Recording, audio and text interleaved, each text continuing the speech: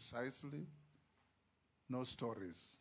Just answer the questions as they are asked.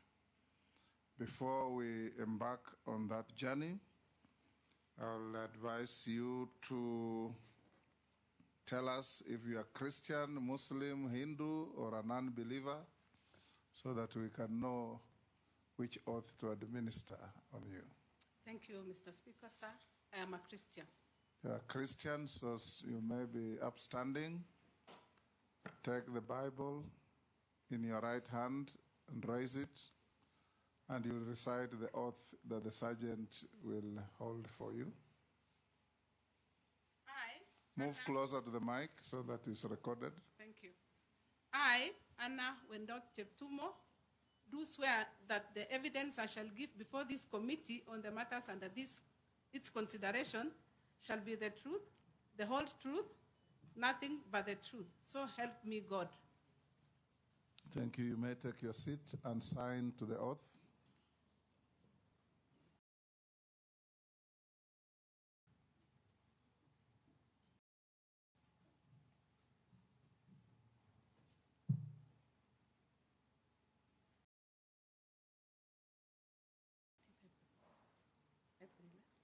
Yes.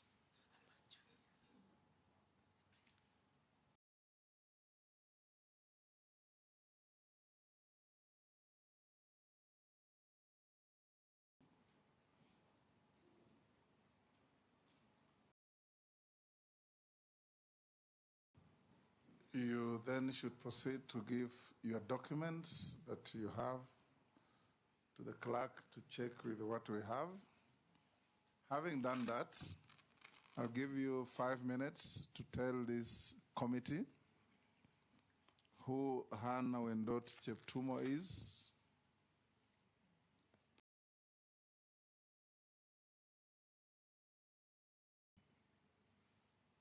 the story of your life, and why you think you are suitable to hold office to which you have been nominated.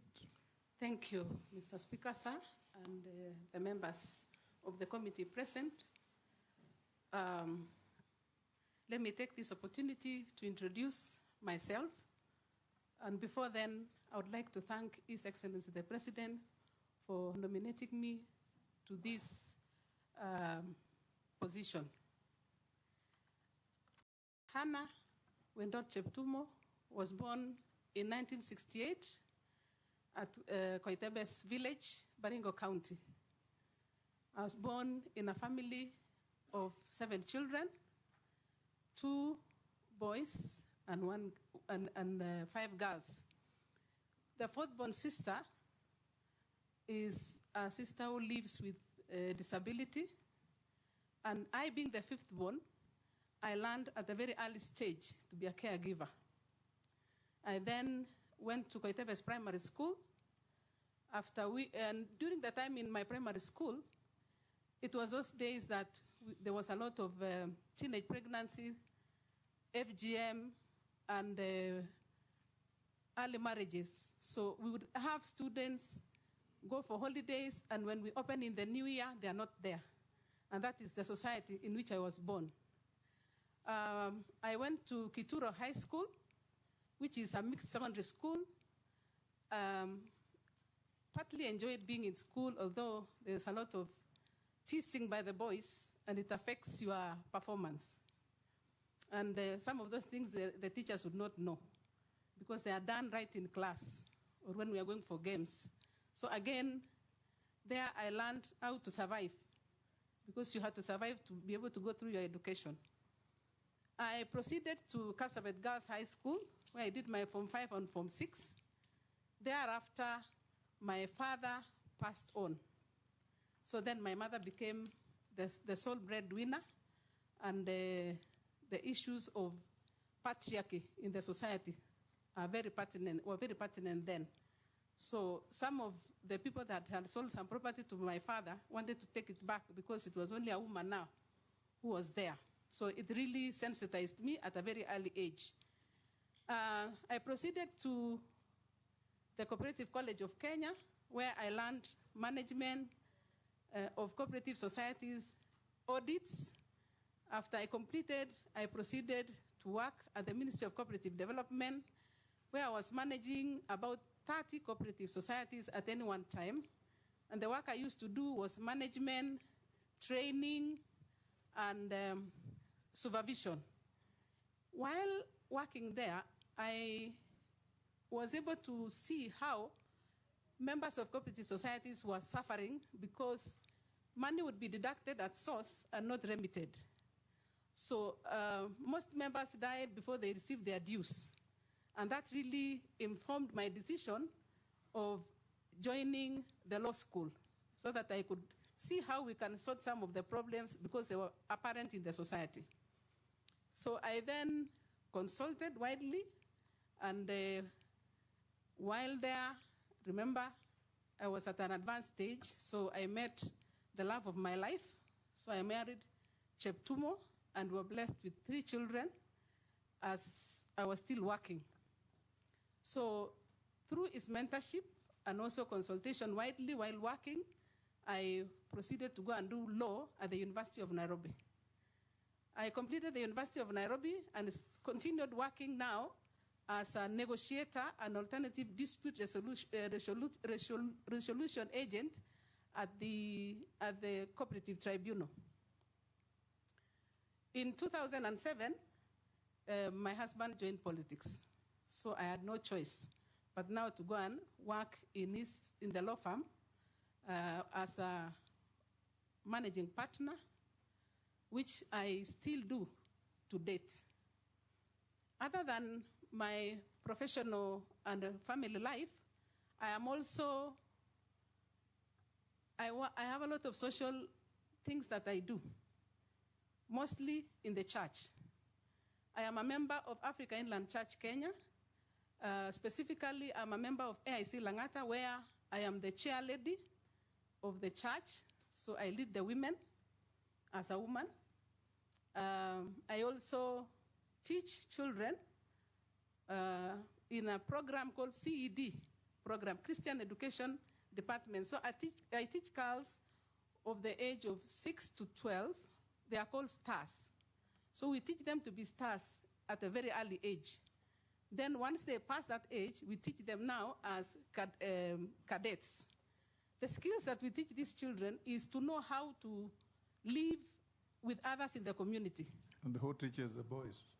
The boys are taught by the men, but I am a patron there because we have to ensure that the boy and the girl know how to live together. Next to our church, there is a slum.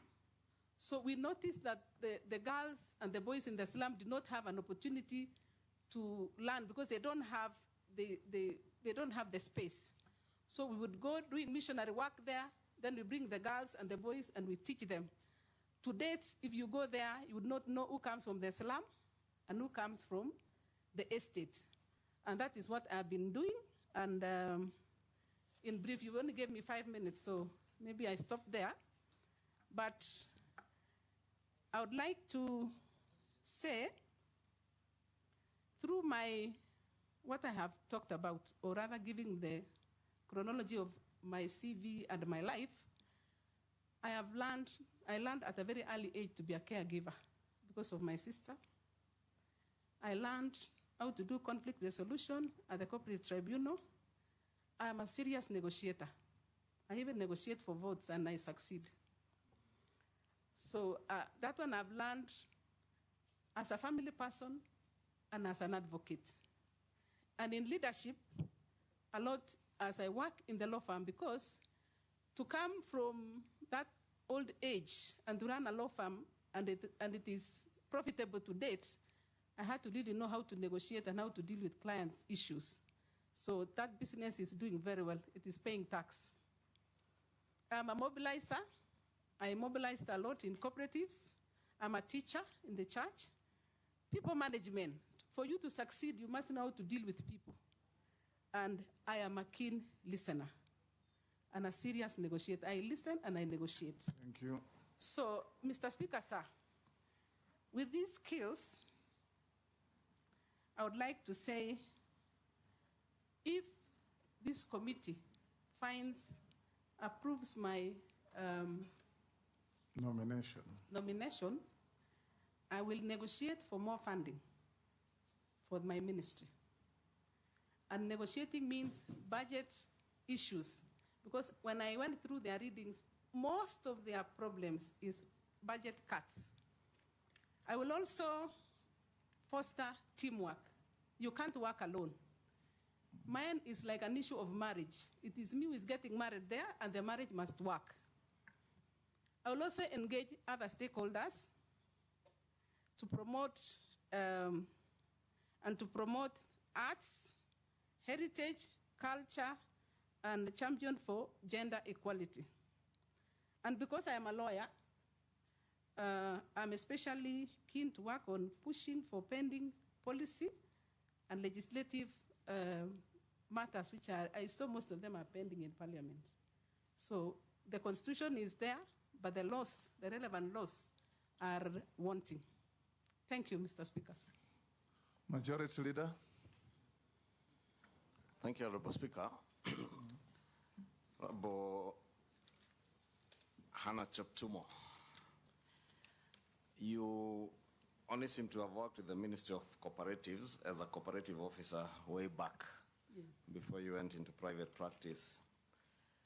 Do you think you have the relevant experience to serve in public office?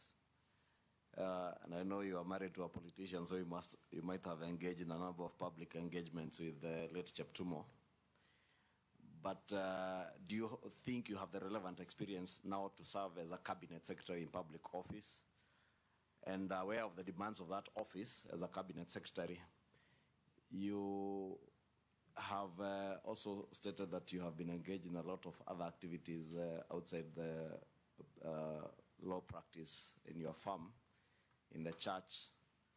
Are you going to be able to now do those other things that you do in the church, including teaching children on CED, as a cabinet secretary?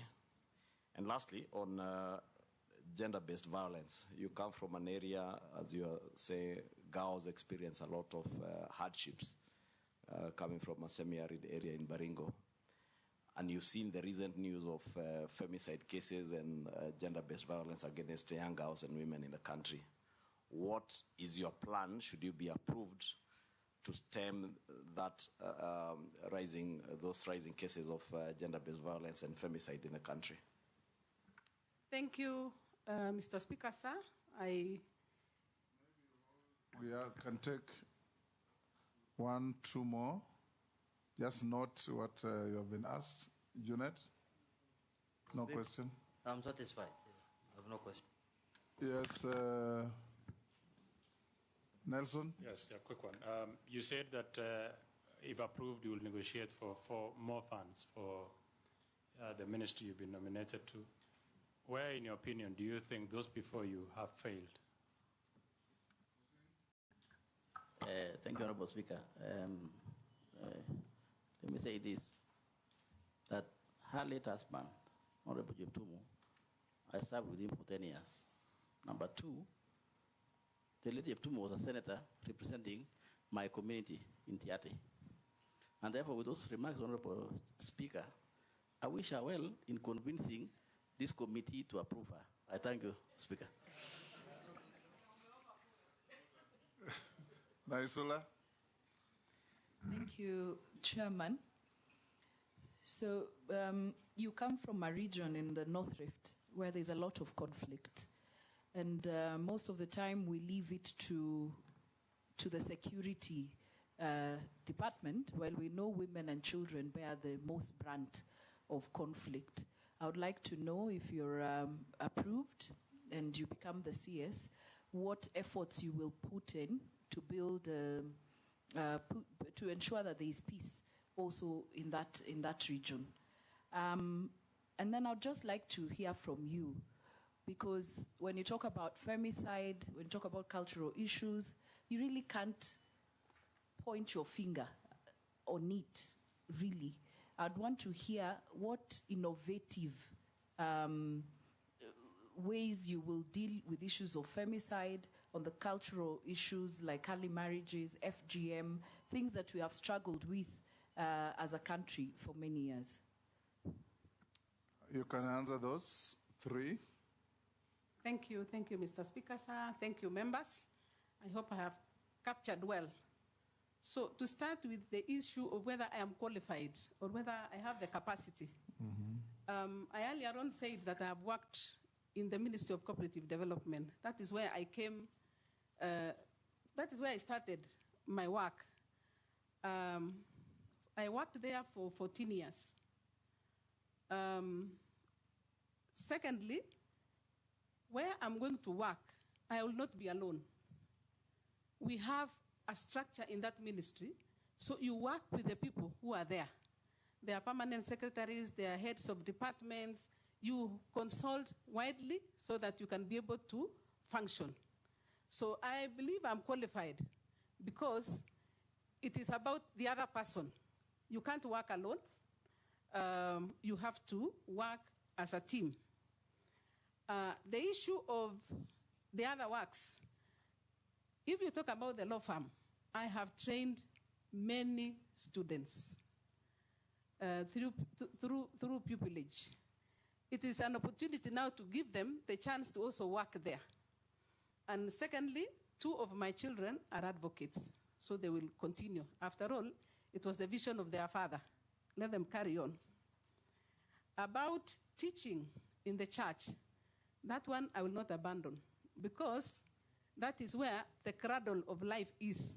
So teaching, you do it on Saturdays and on Sundays. And when I'm not there, there are other teachers, and we work together. So I believe that I will be able to do all that work given the opportunity. The issue of, was it gender-based violence and femicide? Gender-based violence is violence that is meted on either gender. It is either a man or a woman. It is violence as a result of your gender. So the proposed ways of dealing with gender-based violence, as I look at it, is coming from a community that is prevalent. Gender-based violence is caused by patriarchy. Earlier on, historically, men have been owning property, and they have been the ones who have also been being elected in elective positions. So, to be able to cure this vice that is in the community, we have to engage community leaders. Leadership is on the ground. That is where we have men and women, we have people in churches, we have people in barasas. So those are the people that I will engage together with my team and the members of the counties, because the counties are, devolution is on the ground. We have to work with county governments to ensure that we deal with these issues by discussing the issues and ensuring that we have solutions from the ground. We also have to engage the religious leaders. Every Sunday or on Fridays, either you go to the mosque or you go to church. And those are platforms that you can use without spending any money. And I will also engage with the leadership. Remember, as I told you earlier, I have been married to a politician for close to 20 years, and I have been there. So persuasion comes from the members of parliament. They are the ones who, once they appear in a place, members come, people come. So we'll use that opportunity to ensure that we pass our agenda to the forums that members of parliament have. I know there are gender desks which are there at the police stations. And as far as I'm concerned, they're not very effective, because a person who has had a challenge with being battered will not be very happy or not easy to go and report such a thing in a police station. Especially if the policeman who is dealing with gender issues is a man, if the person is a man. I propose that we have gender desks being manned by a woman and a man, and possibly transfer them to hospitals so that when you go to hospital, you report. Mr. Speaker, as much as I agree with the nominee that there's gender-based violence, but it can be on both sides. There's also violence from women to men. So the police must be careful. There's not only women who are being by rights or being molested. Mr. Speaker, she has mentioned that. That's why she has said actually that you have a policeman and a policewoman. Yes. So that if Junette is beaten by the wife, at least he can go to hospital. Thank you, member, for that. So I was saying it is important that we move it to hospitals, because once a person has a challenge, they're able to go to hospital, be treated, report, be treated, and also have psychosocial support, because these cases are very bad. You report and you do not get treatment, you don't get psychosocial support, you go back home. That is why most of them after that commit suicide. So it is important to have a desk that have all those things, the treatment, the reporting, and the psychosocial support. There is also a gap in the Evidence Act. It does not address gender-based violence issues. It talks about homicide, but there is no femicide. So it is important that we amend so that it is specific, because if you go to a police station, they take your evidence based on homicide, which is general, killing of a person. But gender-based violence cases and femicide should be very, very specific in the Act. Sorry, Honorable Speaker. I almost referred to you as Chair, Honorable Speaker. And I remember the obvious. Madam Hannah, are you then proposing that we should redefine homicide to femicide, or isn't both is a killing of a human being, whether it is female or a man who has been killed? So if the gap you see is in a definition, what I wanted to hear from you at the policy level as a cabinet secretary in charge of this ministry, what are the policy proposals that you would push through? And I hear what you're saying about legislative amendments. That might be a policy proposal, but I don't know whether defining femicide and homicide changes the fact that a human being has been killed.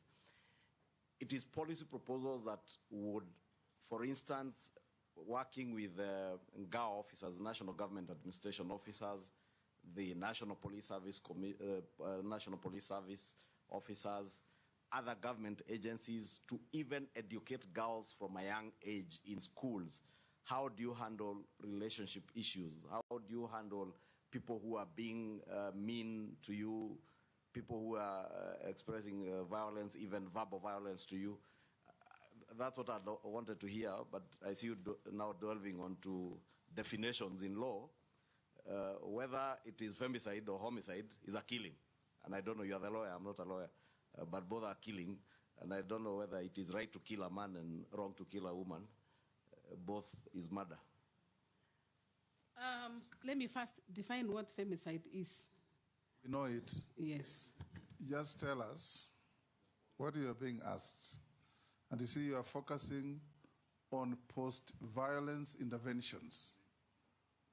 We are more interested in prevention of such violence. You will help society better. So the question is, I'm sure you know something about the ministry you have been nominated to. When you get there, what policy interventions or changes or innovations will you bring on board to stem gender-based violence.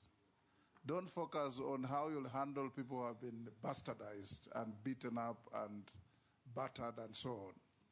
Thank you, Mr. Speaker, sir.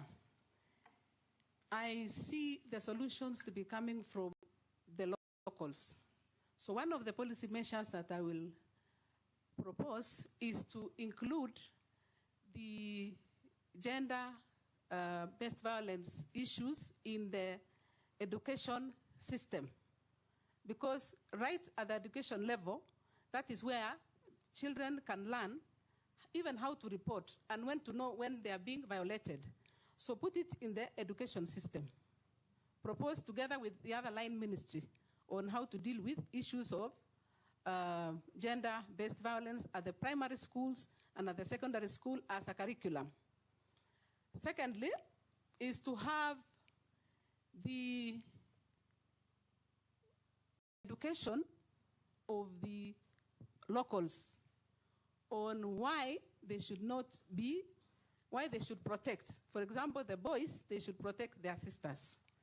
And the men should know how to live with their wives. So those are family issues, and we can come up with a policy on educating the masses. The question of Koech. Thank you, Mr. Speaker, sir. Member Koech asked me where have the other people, my predecessors have failed in terms of funding. They have not failed. I think the issue was budget cuts because of to ensure that the exchequer, the money is distributed across. But there are some pertinent issues that have to be dealt with, which cannot wait. For example, these cases of gender-based violence cannot wait. When I saw the case of Gala, the girl at Wajir, the way it was reported that she was calling, and she was calling the mother, there was no help coming from even the leaders and the authorities. So this cannot wait. We can't push the budget of these gender-based issues. Those are the ones that should be prioritized because it is sanctity of life. If you kill women, you have destroyed a whole family. If you kill girls, you have destroyed a whole generation. So they do not fail, but they need to be looked at and ensure that funding is given to those serious issues. So it's a matter of negotiating and ensuring that those particular ones, even if not all, at least they are taken care of. Isula, question. Femicide and early marriage. Early marriage is brought about by patriarchy. These are men who give out their daughters because they want bride price. So the issues of early marriage should be curtailed at the point of education. Even women participate in giving away their daughters. They do, but they are it is the men who actually push. I come from such a community. Yes. It is the man who speaks. So once you reach a certain age, they see that you have developed some parts in the body, then they now encourage you, let this one go before she gets pregnant. So that one can be dealt with by involving both parents, the mother and the father, and even the brothers, on why the assistants should be allowed to continue with education, especially at the TVETs, so that even if you are in class 8 and you did not pass well, there are these institutions that you can go and learn. So that one should not be a reason for early marriage. Femicide. Femicide, as I said earlier, is a killing, intentional killing of women and girls. This one is brought about by, I see a lot of it is because of dependency. If girls were able to have economic power, they would not depend on the either gender. Sometimes you find them in places where they are exposed because they are trying to get alternative source of income. We also have challenges to do with,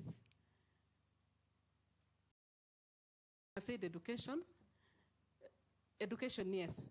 If a woman is educated, chances are that they will avoid some of these challenges which are there in the society. So we need to encourage our girls.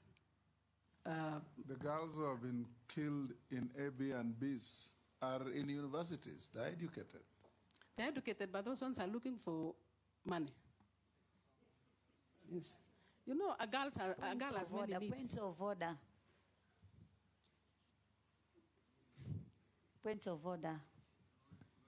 Oh, yes, Yeah, point of order. Honorable Mishi. Honorable Chairman, it is not good to say that those girls are looking for money, and that is why they're brutally murdered. We have seen so many other women who have been murdered, and not in those circumstances. So it is very wrong to say that those women who have been found, they have been butchered, their body dismembered, put in a sack, that they were doing that for money. Taken. Naisula, you had another issue about The peace the peace. Yeah, so that it's not just a security matter. Yes. Can you respond to that? Before responding to that, I had not finished answering the first question on what we need to do as far as femicide is concerned, is to have recovery centers, also have safe spaces where the girls can go to. The other the challenge that we also have is the system of reporting. Nominee, you are overflogging femicide. Thank you. I think members are not having any issue with that. Thank you. Answer her question on what intervention you can propose coming from a semi-arid but a bandit-prone area. That's what she asked you. Thank you. Thank you, Mr. Speaker, sir. And you are not just going to be a minister in charge of femicide. You are going to do many things. Mm-hmm. There's culture in it, there's arts in it, there's heritage in it. Thank you, Mr. Speaker, sir. The conflict resolution on the ground comes because the challenges of insecurity is because of income. The cows which are stolen from Baringo, for example, are stolen because of bride price. They are taking those cows so that they can pay dowry for another wife.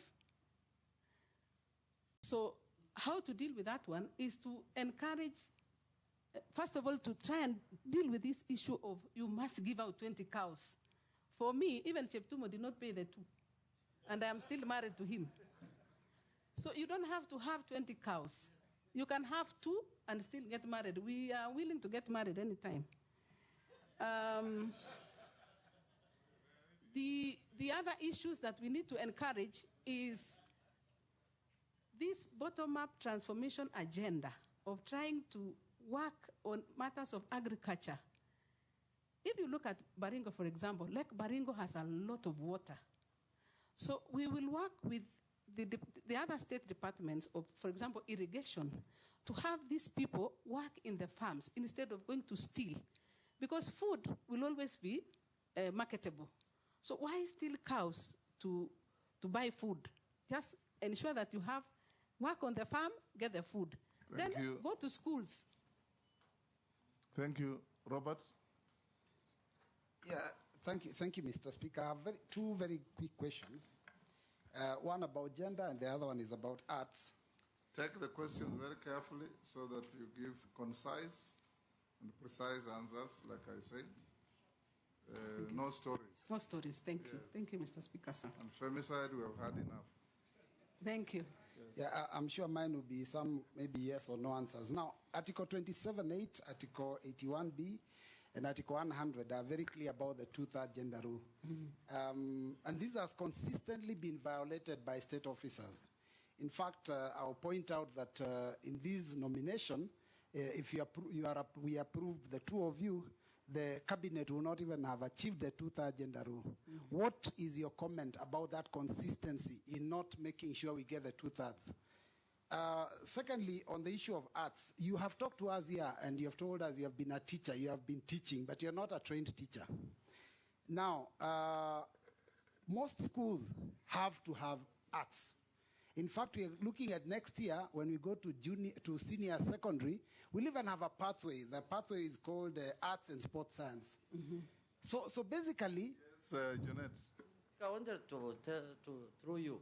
He's saying that she's a teacher and she's not a trained teacher. So, Speaker, for you to be a teacher, must you be a trained teacher? Was Jesus a trained teacher? People. Thank you, Mr. Speaker. I think Honorable Juneta has assisted me very seriously with my question, because my question was about arts in schools.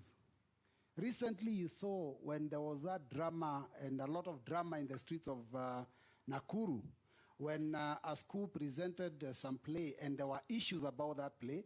And the Ministry of Education has quickly said that anyone who is not a trained teacher cannot be allowed to interact with the learners to be able to help them grow their art skills.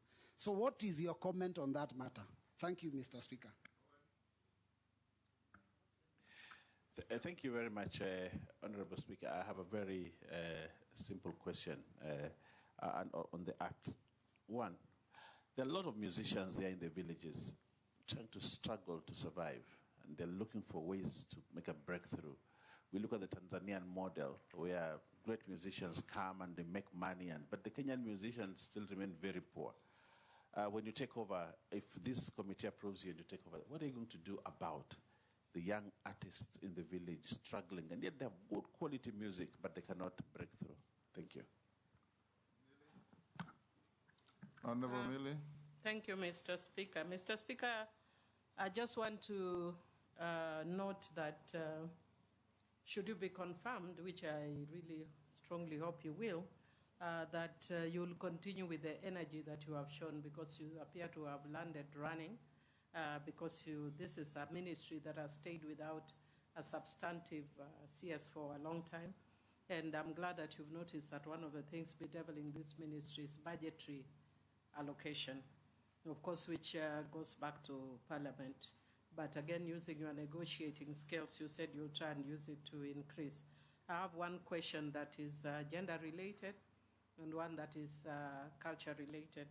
The question that is gender-related is that how do you seek to build a program for men so that they can take their responsibility of mentoring boys instead of always blaming women? How do you think you can do that? Even here you have been asked a question asking you, what about the boys? Where are the men? You say our chairman asked you a question. I don't know who asked, but... It is me who asked. Anyway, sorry, Chairman, but it is not just you. It is a common... All of you have neglected the boy child. But that's the question I'm asking her. The men have neglected the boy child. So what program is she putting in place to get men to do their responsibility of taking care of the boy child and not blaming women for leaving out their responsibility? So that's my first question. How are you including men so that they can be responsible again, the way society intended them? So they take care of the boys and not blame women. You want us to take care of the girls, again take care of the boys. And then my second question, no, it is you. How can I take care of a 20-year-old boy? At least with the ones who are younger, that might be my responsibility for nurturing and caring. By the time you want me to tell you difficult things, there are issues I can't tell boys. Mr. Speaker, you are the only one who can tell boys. Why can she not take care of the 20-year-old boy? She's taking care of the father. You see, that is comic relief. Let it end there. You see, Mr. Speaker, that is where we are going. If he wants me to take care of a 20-year-old boy, Mr. Speaker, that is why I want you to have a program. If you can tell us what kind of program you are thinking of for men to take their responsibility seriously, so that you are not having 20-year-old boys arguing with older people, especially on social media. No respect, laws, and all that. Mr. Speaker, the other issue that I'd want to ask is that in relation to culture, Kenya has struggled a lot with the showcasing what defines Kenya. Do you think there's an innovative way that you can think of coming up with some cultural, whether it's an attire or something, that can identify our Kenyanness? So that if you go even for maybe an international conference or wherever, and I see somebody, I say, now that's Kenya. Have you thought about it, or is it something that you want to think about? Thank you. Can I answer those three? Thank you, Mr. Speaker. I'll start with the one for the two-thirds gender rule. That Article 27 espouses issue on equality and freedom from discrimination. And particularly Article 27(8) provides that no two-thirds, there should be no representation or in not more than two-thirds of either gender. And as it stands now, it has not been realized in Parliament and in the Senate. It has been realized at the county under Article 177. But the National Assembly Article number 97 and Article number 98 should be amended to bring top-up lists so that after elections, if you have less, allow me to say women for now, if you have less women, then you use the top-up list to add. The other thing that should be amended is the election laws, so that a party, when they bring from the ground, when they bring their lists, they should be able to comply with the two-thirds gender rule at the party level. Also amend the political... Point of order, Mr. Speaker. Yes. Yeah, so that you don't go around in circles, my question was specifically about the cabinet, which the president has an opinion and a responsibility to appoint, and it is not elected. What would you advise your appointing authority? We must comply with the Constitution. So there are no two ways about it. Yes. Yeah. The next one was the issue of arts. The issue of the non-teachers teaching. Non-teachers teaching. I am a trained teacher, not trained in a college, but I'm trained in life. Because if you are a mother, you can take care of other children. You don't need to take care of only of your children. So that which you know, use it. And I'm also trained in the local programs in the CED department. We have programs. And those programs, it is important for us to engage. So you don't just sit in an office and say, I can only... His last question was, do you agree with the Ministry of Education that non-teachers should not teach in schools?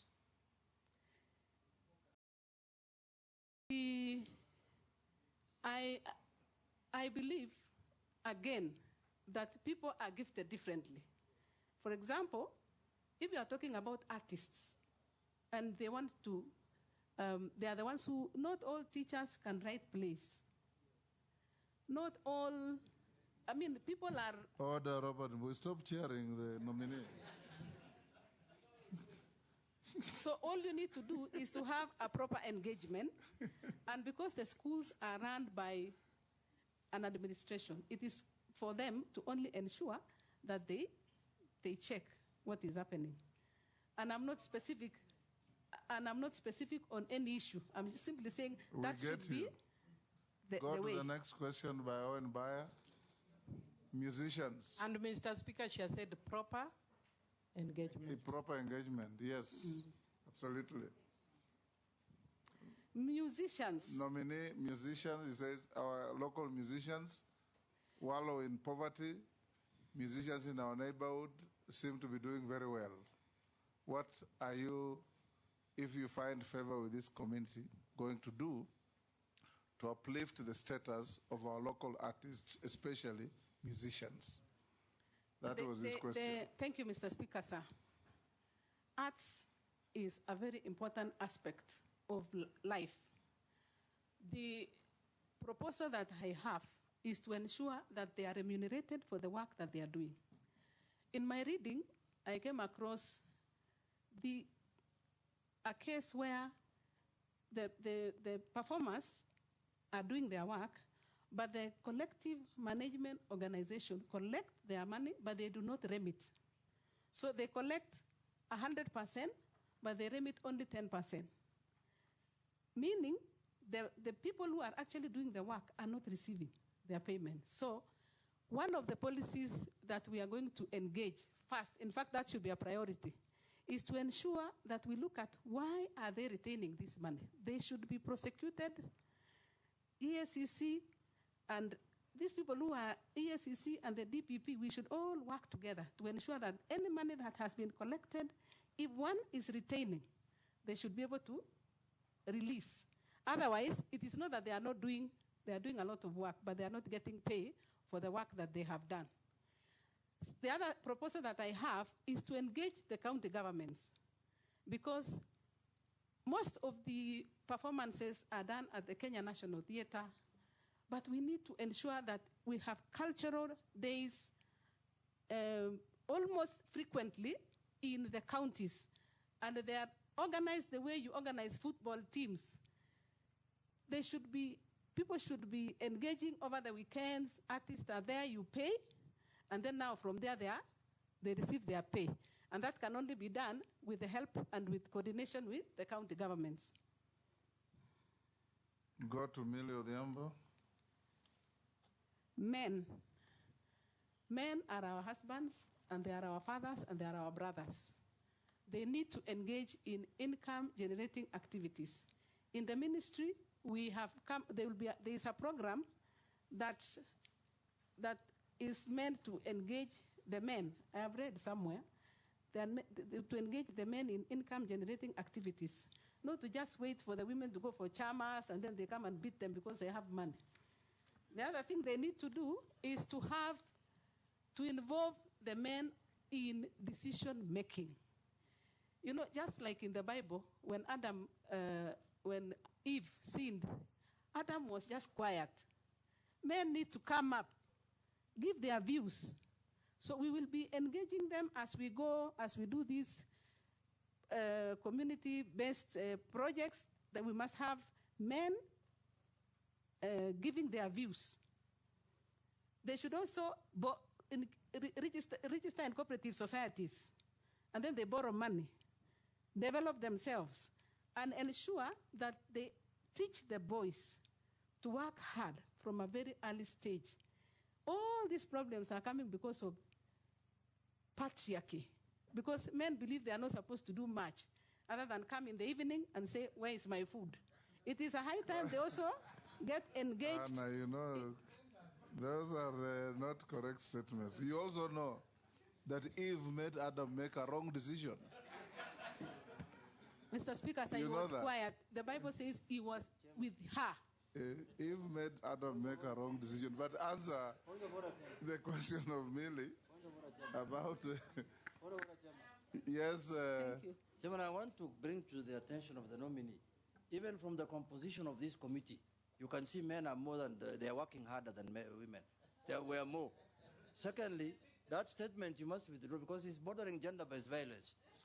I would like to, thank you, Mr. Speaker. I'll take you back to the 2/3 gender rule. That is where, that's why you are many. Now, Millie also asked you, in case you find favor and become the minister, you go to West Africa, you see distinctly Nigerian attire, distinctly Ghanaian attire. You go to other places, same thing. What you think you need to do to define the Kenyan, that you see a Kenyan walking on the streets of Beijing and you say, this is not just an African, that's a Kenyan. That's what Emilia asked you. Thank you, yes.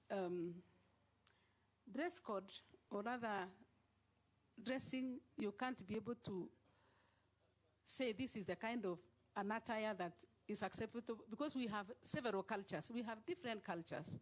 We have Maasais with their culture, we have Kalenjins with their culture, we have Luos with their culture. I think what we can do for the time being, let's just put the flag on our head.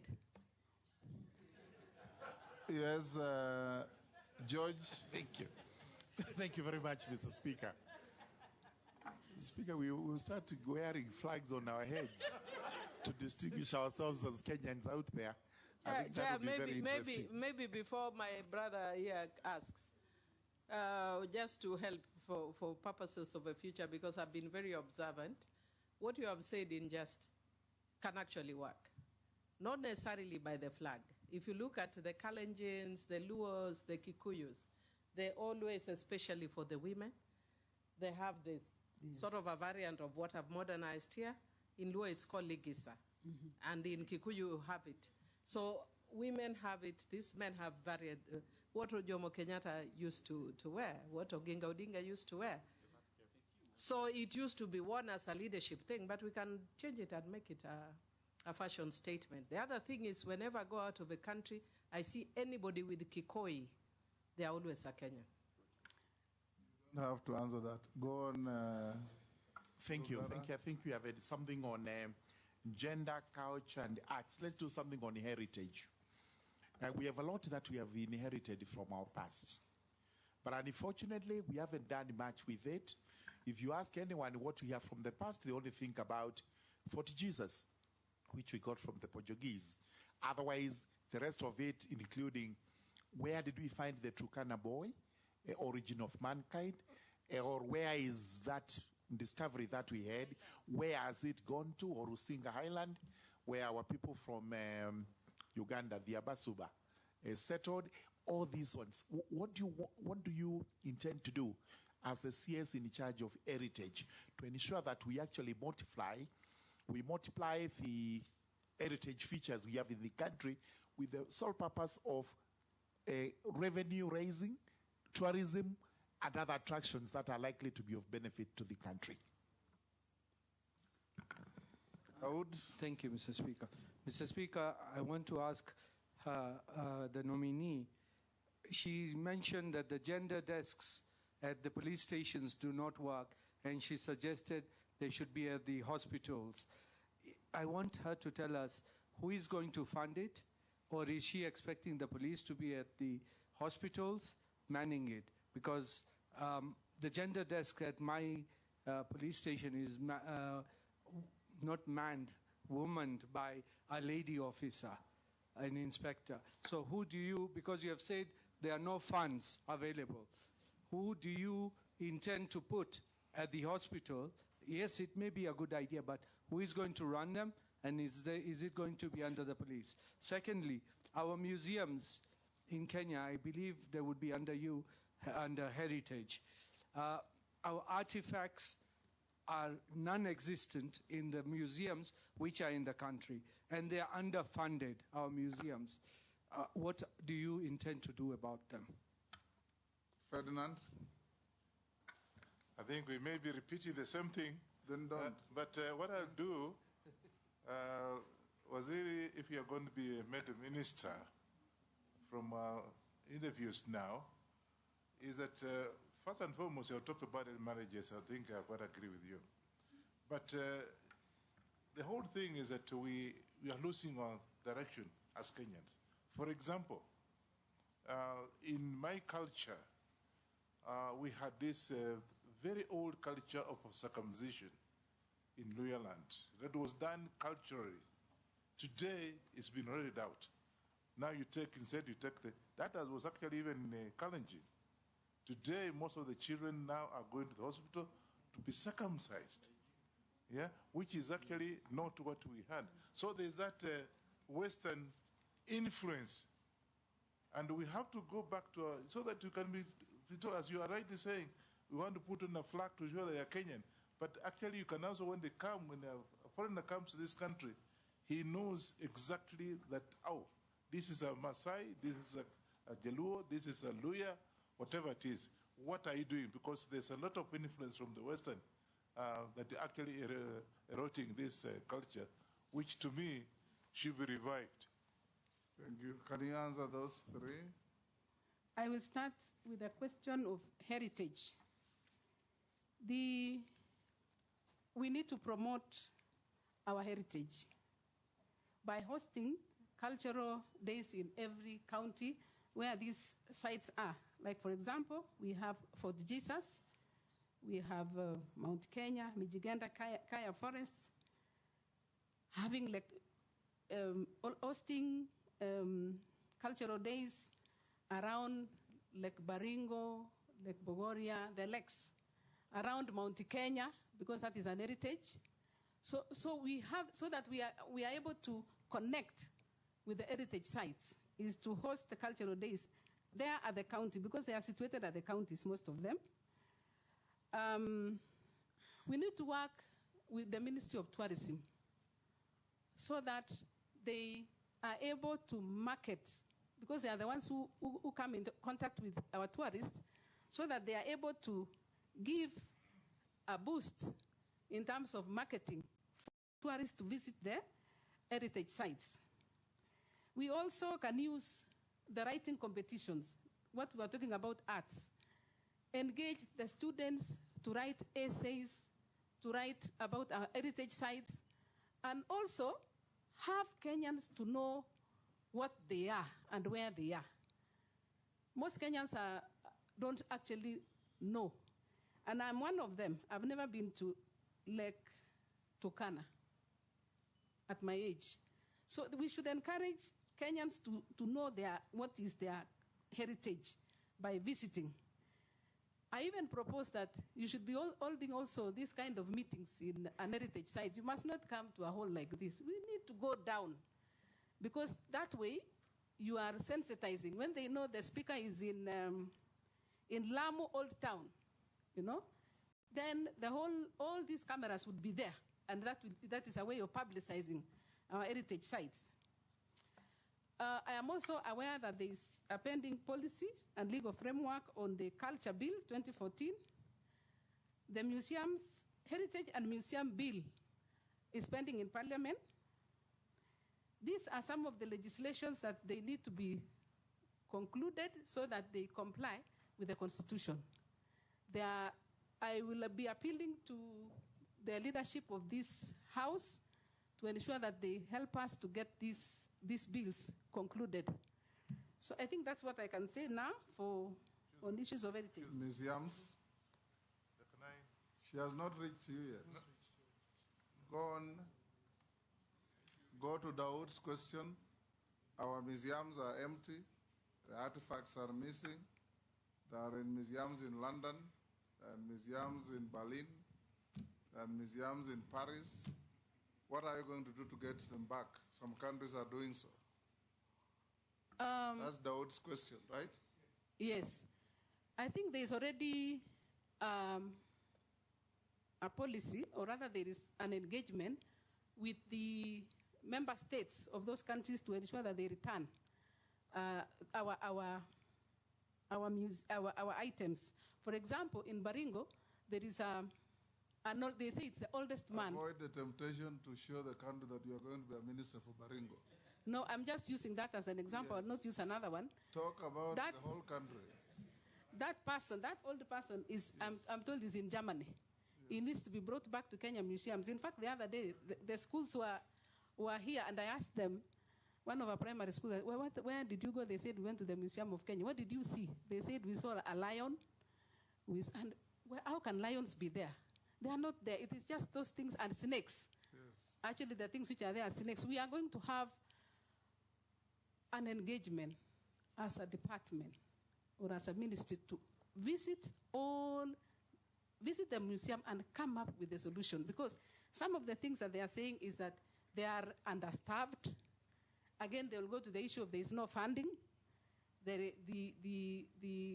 Mostly they are talking about funding. So again, we'll have to see how we can get the funds, even if we engage with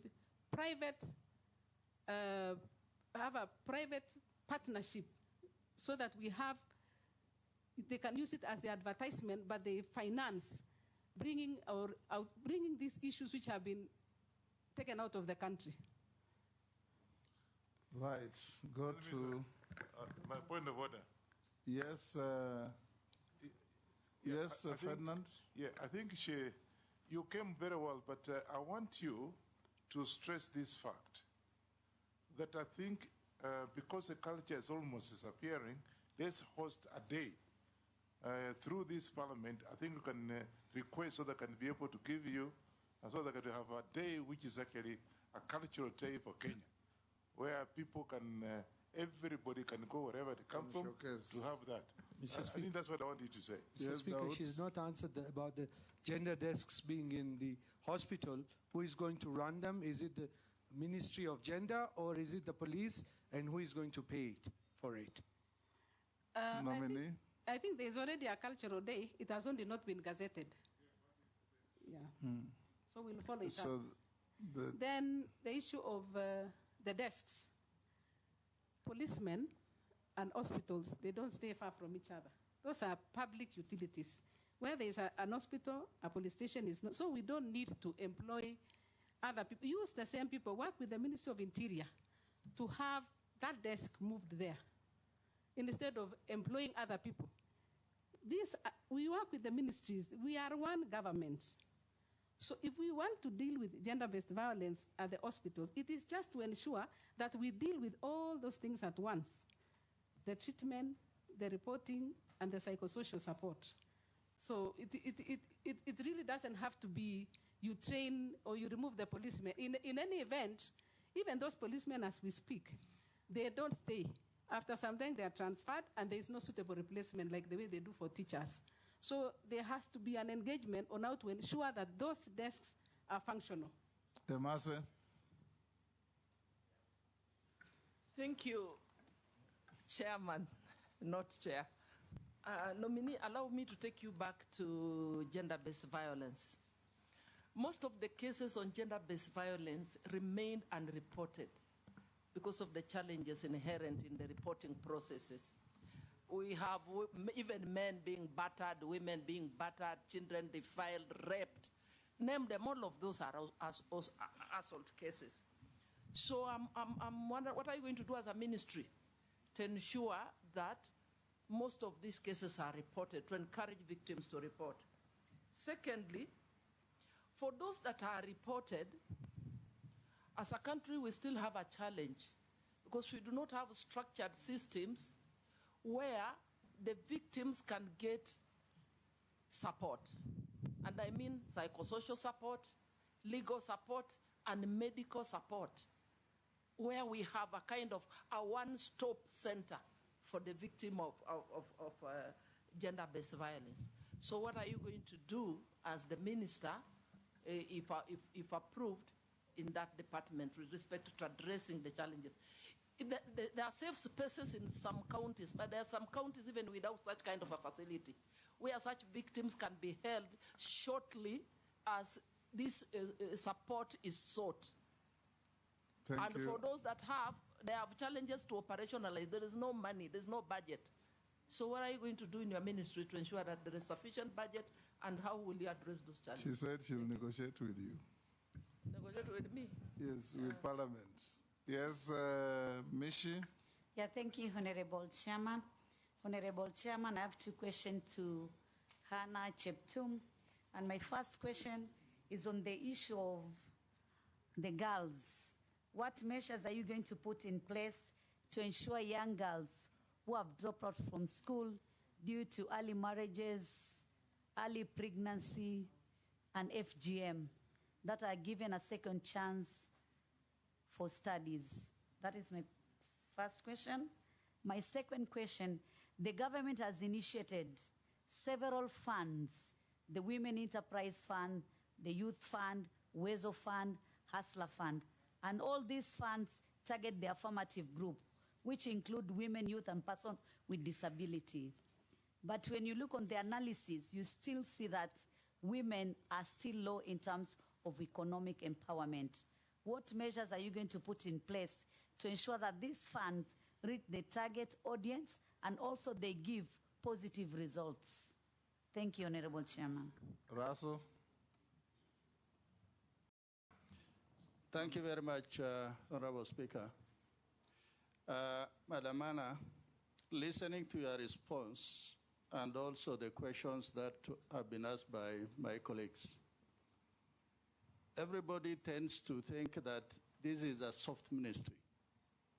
Actually, this is a very serious ministry. It is about our people, and it addresses the core of issues about the girl child, the boy child, our culture, heritage, arts, and all that. So my first question is, you talked about budget cuts, but tell us how you are going to make more money so that you develop your own A&A. Secondly, around the world, museums and cultural centers are actually the greatest sources of tourism destinations and centers of attraction. We would like to hear from you. What are some of the strategies and initiatives and innovative ideas you are likely to come up with so that more Kenyans actually, instead of traveling out, they can travel inwards to go to Ilret on the shores of Lake Turkana, to see the Turkana Museum, and all that. Thank you, Chairman.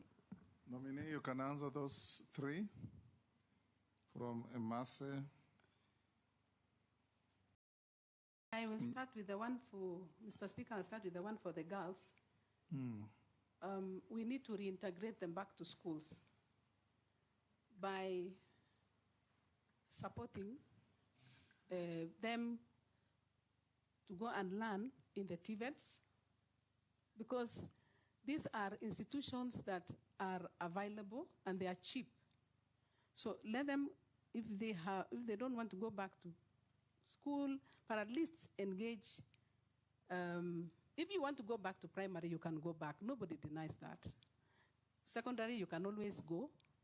But join these TVET institutions so that you gain a skill, so that you can support yourself after that. On the issue of Uwezo, we need to train the members. We need to train the women. Earlier on, I mentioned that I worked in the Ministry of Cooperative Development. And why they are now the biggest deposit-taking organization is because of training. We need to train, because people need to know that that money they are taking is a revolving fund. It needs to go back so that it can support another person. But also, be very stringent on audits.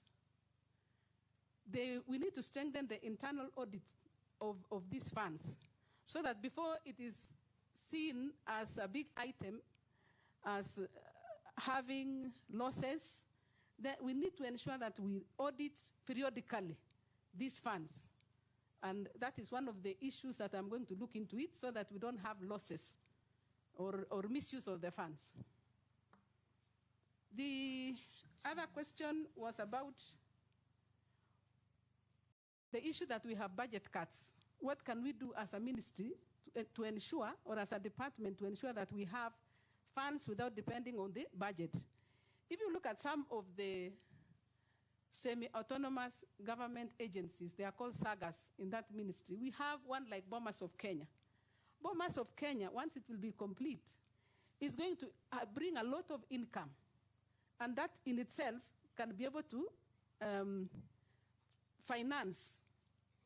It can finance itself, and part of it can also be used to develop another project. We also need to engage, like for example, Kenya National Library. Kenya National Library has come up with e-books. And with those e-books, once you register, you pay, and then you can read those books. So that payment is actually going to support the work that is happening in that state department without having to go to Treasury. So we are going to work with the same institutions that we have and ensure that they become income generating, self-financing. You look at the ones that can easily, they are the ones which can, like now the museums. If you really develop those museums and you work with the Ministry of Tourism to ensure that tourists come and they go to those sites, definitely we will will have income being generated by those institutions. So we wouldn't have to depend on exchequer. What was the other question? The other question was from Mary Masse on a robust support program for GBV victims. Gender-based violence is, I said earlier, it is one of those functions or one of those vices that has to be eradicated completely. That one we have to negotiate for funds to ensure that we actualize the reporting system. We should have a reporting system that is very, very clear, so that once you have that violence. That point is made. She's asking, reporting will be there. It's a given at the police or any other government agency. How do you compensate the victims? That's what she asked. Isn't that so, Mary? I don't think so. You forgot what you asked? Speaker, I asked two questions. One, how she's going to encourage victims to report. Because the reasons why they are not reporting are known. One of it is cultural. One of it, you've just had no gender desk, whatever, or the gender desk is not friendly. You know, things like that. She has talked about that since she started. Okay, so, fine. Yes, the second one was on the support system for the victims. That's what I'm saying. Yes. On how to report, you have said that over and over. Now deal with the